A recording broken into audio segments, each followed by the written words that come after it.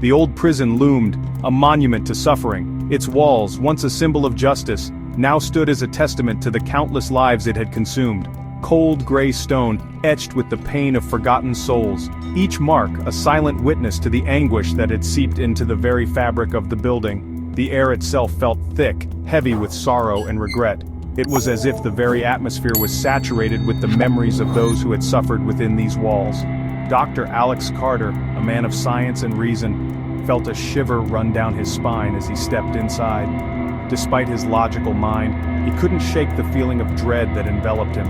The warden, a man weathered by years of witnessing the darkness the prison contained, led him down a maze of corridors. His eyes, though hardened, held a flicker of unease. Each step echoed in the oppressive silence. The sound seemed to bounce off the walls, amplifying the sense of isolation and despair. The air grew colder, the shadows deeper as they descended.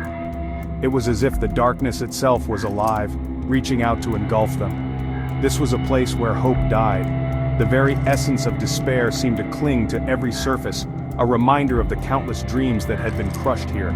They reached a heavy steel door. Its surface was marred with scratches, as if those trapped inside had desperately tried to claw their way out. "Cell block 13, the warden muttered, his voice strained. The name alone seemed to carry a weight of its own, a history of untold horrors. No one goes in there anymore. The words hung in the air, a chilling reminder of the fear that still lingered in this forsaken place. He didn't need to explain why. The haunted look in his eyes spoke volumes, revealing the unspeakable things he had witnessed. The fear in his eyes spoke volumes. Alex entered the cell. The air was thick, almost suffocating, as if the room itself was alive with the memories of its past inhabitants. It was empty, yet it felt crowded. The walls seemed to close in, filled with the whispers of those who had once been confined here. The air was thick with the stench of fear and decay. It was a smell that seemed to permeate everything, a constant reminder of the suffering that had taken place. The weight of unseen eyes pressed down on him. It was as if the very walls were watching, waiting for something. He could almost hear the echoes of screams. Faint, distant, yet unmistakable, they seemed to reverberate through the very core of the prison, a haunting reminder of its dark past. The corpse lay cold on the steel table. Another victim claimed by the darkness that clung to the prison. But this one was different. This one bore a mark, an ancient symbol carved into the flesh. It was cold to the touch, unnaturally so. Alex felt a chill creep up his arm as he examined it. The symbol was unfamiliar, yet it stirred something primal within him. A sense of dread. He'd seen countless horrors in his line of work, but this was different. This felt ancient, evil. He took a deep breath, pushing down the unease. Focus on the facts, that's all it was. A symbol. It meant nothing. But deep down a part of him knew that wasn't true. This symbol meant something terrible. He had to know more. They say he just vanished, into thin air, as if the very walls of the prison had swallowed him whole. The old librarian whispered, her voice barely a tremor in the silence of the archives. Her eyes darted around, as if the shadows themselves were listening. One day he was there, the next, gone. No trace, no clue, just an empty cell and a chilling silence that followed. She spoke of the Hell's Inmate, the legend that haunted Cell Block 13. A tale passed down through hushed whispers and fearful glances. 50 years ago, a prisoner, driven mad by the horrors he'd witnessed, had disappeared without a trace. His screams echoed through the halls, then silence. Some said he'd escaped, but the guards found no signs of a breach. No tunnels, no broken bars, nothing to suggest he had left. Others whispered of darker forces at play, forces that defied logic and reason, forces that thrived in the darkness, that the prison itself had claimed him, that the walls had a life of their own, a hunger that needed to be fed. Alex listened intently, piecing together the fragments of the legend, each piece a puzzle, each whisper a clue. The Hell's Inmate, they called him, a name that sent shivers down the spines of those who dared to speak it. A man driven to madness by the darkness that permeated the prison walls. His mind shattered, his soul consumed by the shadows. A man who had vanished without a trace, leaving behind only the echoes of his torment and the mystery of his disappearance. A man who bore the same symbol on his cell wall as the one carved into the victim's flesh. Coincidence? Perhaps. But in a place like this, nothing was ever that simple. But Alex knew that in a place like this, coincidences were rare. Every detail, every symbol, every whisper held a deeper meaning. He had a feeling he was only scratching the surface of something truly sinister. A darkness that went beyond the walls, a malevolence that had been festering for decades. The legend of the Hell's Inmate was just the beginning, and Alex was determined to uncover the truth, no matter where it led him.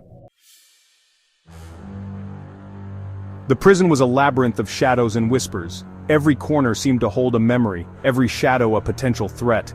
Alex could feel the darkness closing in, suffocating him. He spent days poring over old prison records, searching for any mention of the symbol. He found nothing. It was as if it had been erased from history. But the whispers remained. He heard them in the dead of night, voices slithering through the darkness.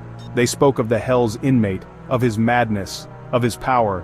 They spoke of the symbol, of its true meaning. They spoke of a ritual, a way to summon something ancient and evil, something that should not be disturbed. Sleep offered no escape. Nightmares plagued him. Visions of the symbol, of the Hell's Inmate, of a darkness that threatened to consume him whole. Section 5. The Ritual. The old texts were brittle, their pages filled with arcane symbols and rituals. Each symbol seemed to pulse with a dark energy, as if the very ink used to write them was imbued with some ancient malevolent force. Alex had discovered them hidden deep within the prison archives, tucked away as if someone had desperately wanted to keep them secret. The room was musty, filled with the scent of decaying paper and forgotten history.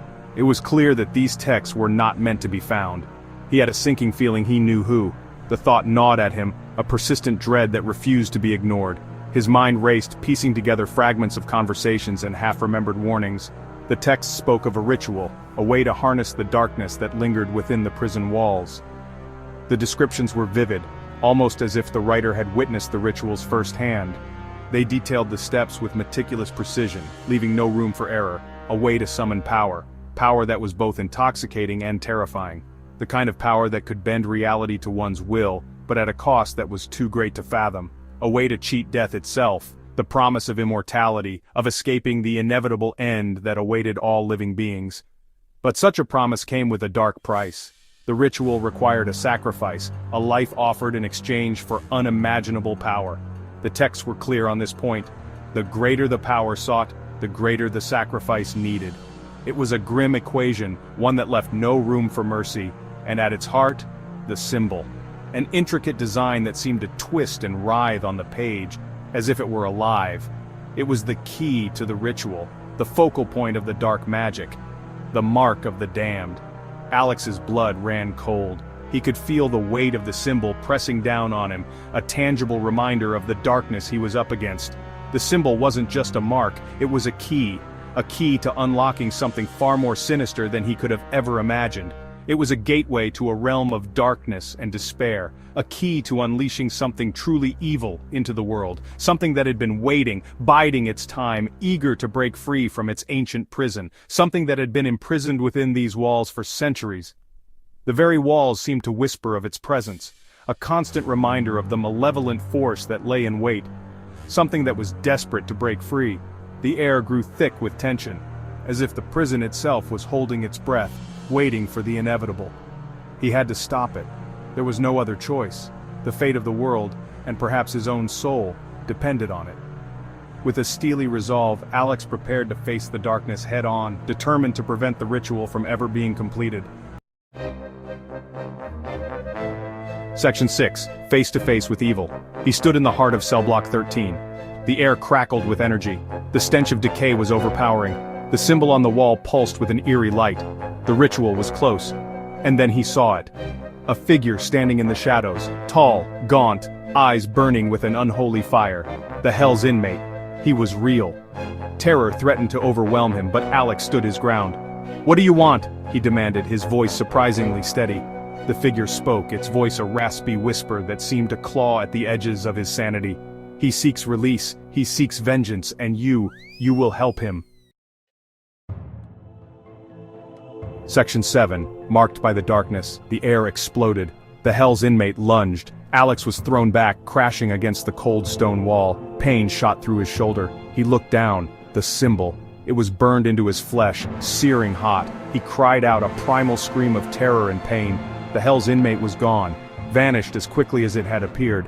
But the symbol remained, burning, a permanent reminder of the darkness he had encountered. Alex stumbled out of the cell, his mind reeling. He had looked into the abyss and the abyss had looked back, and it had marked him as its own. Section 8. The Curse Endures. He stood before the mirror, staring at his reflection. He looked the same, yet everything felt different, like something fundamental had shifted within him. The scar on his hand throbbed, a constant reminder of the horror he had witnessed, the horror he now carried within him. The darkness hadn't claimed him, not yet, but he could feel its presence lurking beneath the surface, a constant whisper in the back of his mind. He had escaped cell block 13, but he knew, with chilling certainty, that he would never be truly free. The curse of the Hell's Inmate lived on, and he was its new vessel.